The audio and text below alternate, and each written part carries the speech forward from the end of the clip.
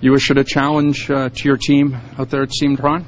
Yeah, we've got to compete harder and not compete when we're down 2-0. Compete from the start. Don't get going when the score is 5 or 6-1. Compete all the time and consistently. That's what we have to do if we're gonna if we want to be a competitive team. Jason was saying you can't just win puck battles in spurts. It's got to be consistent. Is that No, it does. It has to be consistent, and hey, you're going to lose puck battles, but what do you do after you've lost it? Do you get right back in there and try to get the puck back, or do you slough it off onto somebody else? And we need more individuals holding themselves. Like, I just lost that puck battle and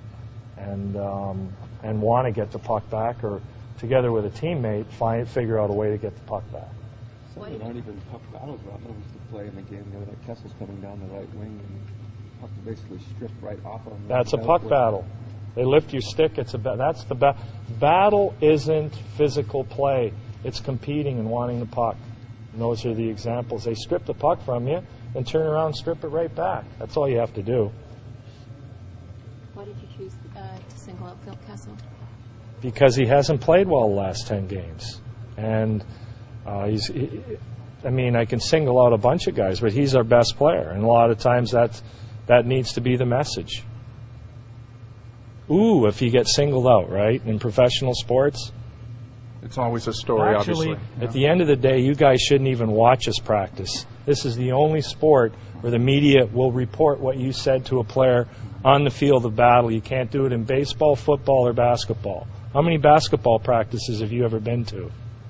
None. You do it in baseball. What's that? You do it in baseball. Well, rarely. When do they practice?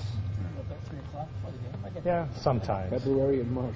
Well, you know what I'm talking about. How many football practices have you ever been to in the NFL? You can't get in. You know what we should do?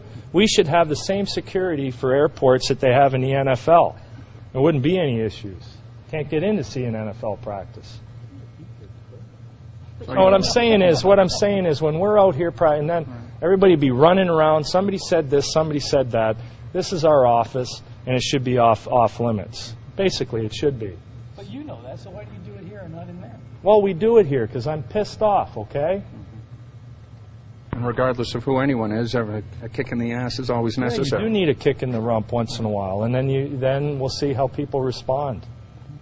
Can you pinpoint anything that specifically with the PK that seems to be struggling after giving up 3 goals last night? Well, we didn't. Well, it starts, as we talked about, puck battles and not being basically willing to sacrifice yourself to block a shot and little things like that, and that's occasionally creeps in, and it's not the way it happens every game, but then all of a sudden one night it all piles up on you like it did last night. Well, your last year in San Jose, your first in the league in penalty killing. Your 2 years here, obviously, right at the bottom. What isn't working for you? What doesn't work with this group that worked? Well, we've tried all different ways of killing penalties here. How we've gone up the ice, how we don't go up the ice, what we try to do in the neutral zone. There's all different kinds of systems, and we just haven't been able to put together a consistent run and of exactly what we're going to do, getting everybody on the same page. It works sometimes for 2 or 3 weeks, and then we have a game last night where everything goes wrong in a penalty kill. So we have to just, it's a process we're going through, and we're trying to figure it out. You mentioned on the ice the 2-0s and how many 2-0 deaths. And a lot of those, I would say, off the top of my head, a lot of those have come, at least one of those 2 goals has been a power play goal. Could be, but generally not. I don't know how many, 20-some times, half of our games were down 2-0. A lot of times in the first 10 minutes of the game. And we've got to find a way to overcome that by being a lot more aggressive and not waiting to see what the other team does. And your update on Komisarek and Gunnarsson, how far off are they, do you think? I'm not sure about Komisarek. I'm hoping that on the next road trip that Gunnarsson will be ready to play. Is it a question now of identifying who best should be killing penalties to work in that system or whatever you're trying to do? Yeah, exactly. And where are you with that? Well, we've gone through a whole number of guys, and some guys I'm very comfortable with, and some guys I'm not. Ian White's got a few goals against Heller. Does that speak to getting traffic in front of him that the defenseman would have a little success against him? Yeah, but I mean, Ian's last goal that he scored the game in here is where he went hard to the net, and I forget who made the pass. I guess it was Stempy, but it was right at the. But he went hard to the net.